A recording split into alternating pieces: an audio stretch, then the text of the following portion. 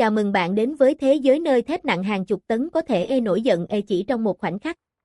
Hôm nay, chúng ta sẽ bước vào những tình huống mà chỉ cần một sai sót nhỏ, cả cỗ máy khổng lồ có thể biến thành mối nguy hiểm chết người.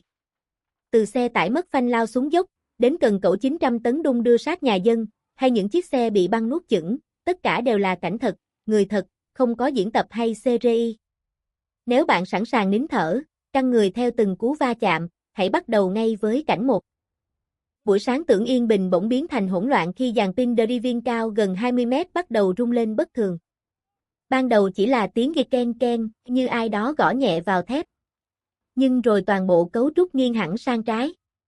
Công nhân la hét, bỏ chạy khỏi khu vực, còn người điều khiển chỉ kịp đập nút dừng khẩn cấp.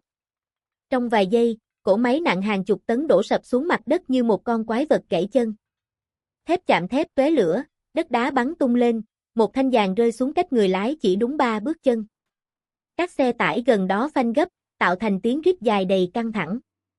Một tài xế suýt nữa lao thẳng vào đống đổ nát khi bụi thép che kín tầm nhìn, phải đánh lái sát mép hố sâu mới tránh được va chạm. Khói bụi chưa tan, mọi người đã nhào vào kiểm tra xem có ai bị kẹt dưới đống giàn thép. May mắn thay, tất cả đều thoát nạn. Nhưng đó chỉ mới là khởi đầu cho chuỗi sự cố kinh hoàng hôm nay. Một chiếc xe tải đang chở đầy đá vừa lùi ra đường chính thì tài xế cảm nhận bàn đạp phanh trở nên chết cứng. Anh đạp mạnh, kéo phanh tay, mọi thứ đều vô dụng. Chiếc xe bắt đầu lao xuống dốc như bị ai đó nhấn ga hết cỡ. Anh hét lên với đồng nghiệp, tránh ra, rồi mở cửa nhảy xuống. Pha tiếp đất cuộn 3 vòng trên mặt đá răm, người bê bết bụi nhưng vẫn sống. Còn chiếc xe thì lao thẳng về phía một bãi thi công, nơi vài công nhân đang đứng gần dàn trộn bê tông. Mọi người chạy tán loạn. Một máy xúc gần đó lập tức xoay gầu chắn ngang, cố chặn xe lại.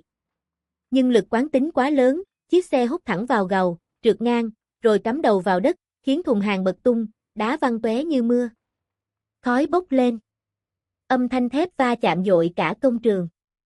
Khi bụi tan, mọi người thở phào, không ai bị thương. Nhưng sự hỗn loạn mới chỉ tăng tốc.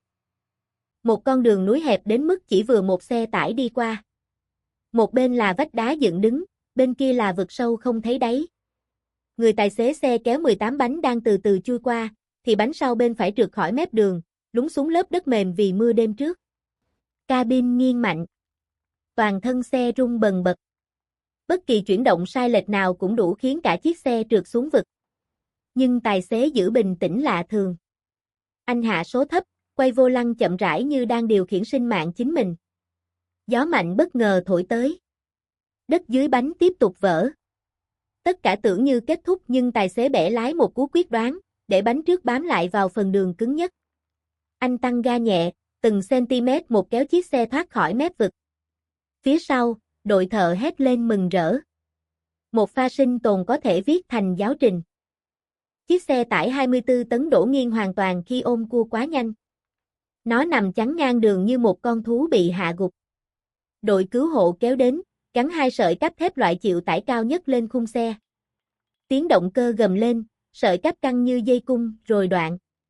Một âm thanh sắc liệm vang lên. Sợi cáp bật về phía sau, quật mạnh xuống đất tạo vệt bụi mờ. Mọi người vội nhảy sang hai bên để tránh.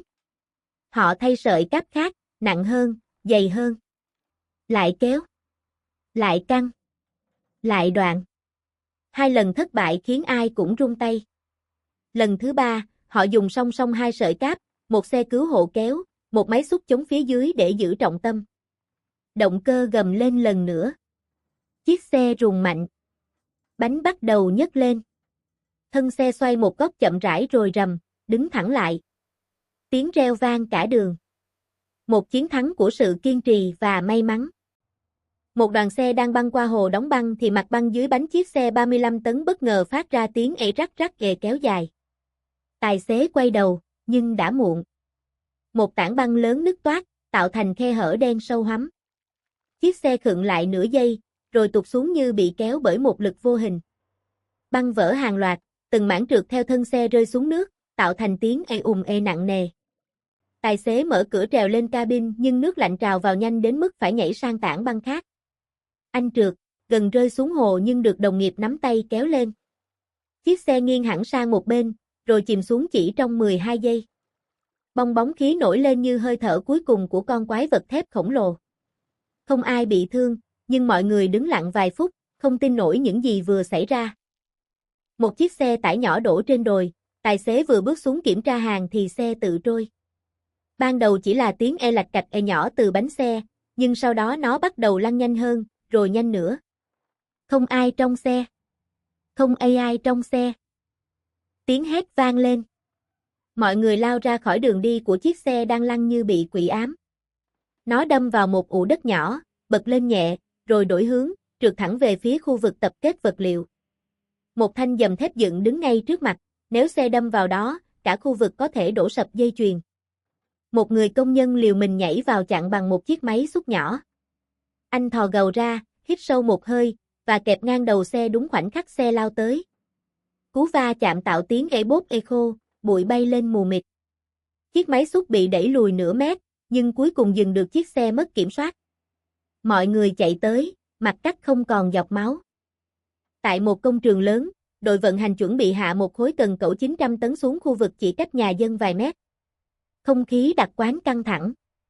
Mọi người đều biết, chỉ cần lệch vài cm, hậu quả không thể tưởng tượng được. Chiếc cẩu được xoay cực chậm. Từng bánh xích nhích xuống, tạo tiếng ầm ầm như tiếng tim đập của quái vật sắt.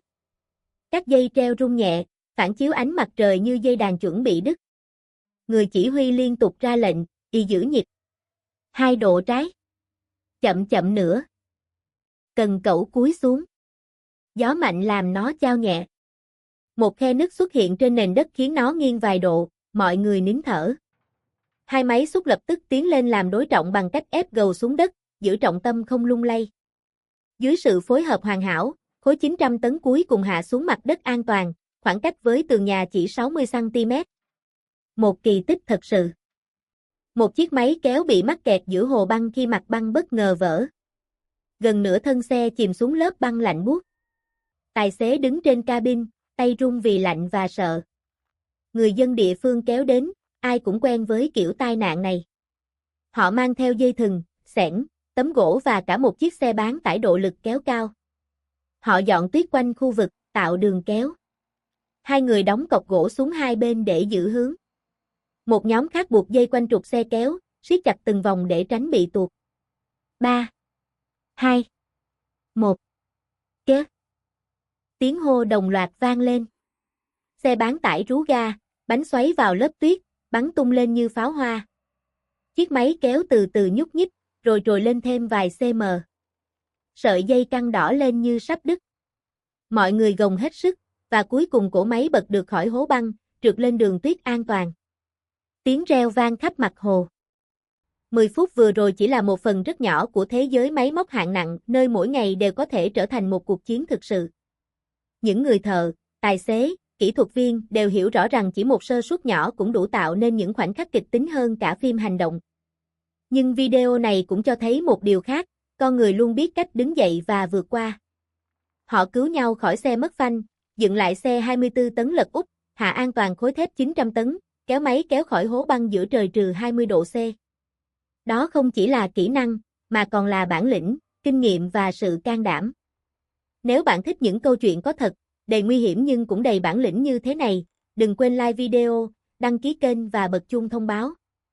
Vì mỗi tuần, chúng tôi sẽ kể cho bạn những khoảnh khắc mà chính người trong cuộc cũng không tin mình sống sót. Cảm ơn bạn đã xem đến cuối. Hẹn gặp lại trong hành trình tiếp theo, nơi thép, băng, đất và con người lại tiếp tục đối đầu. Những gì bạn vừa xem chỉ là một phần nhỏ trong vô số khoảnh khắc nghẹt thở của thế giới máy móc hạng nặng. Mỗi tiếng động cơ gầm lên đều ẩn chứa rủi ro, nhưng cũng thể hiện bản lĩnh và kinh nghiệm đáng kinh ngạc của những người điều khiển chúng. Hy vọng 10 phút qua đã cho bạn thấy vì sao chỉ một giây mất tập trung có thể tạo nên thảm họa, và cũng vì sao mỗi pha xử lý thành công đều đáng được tôn vinh.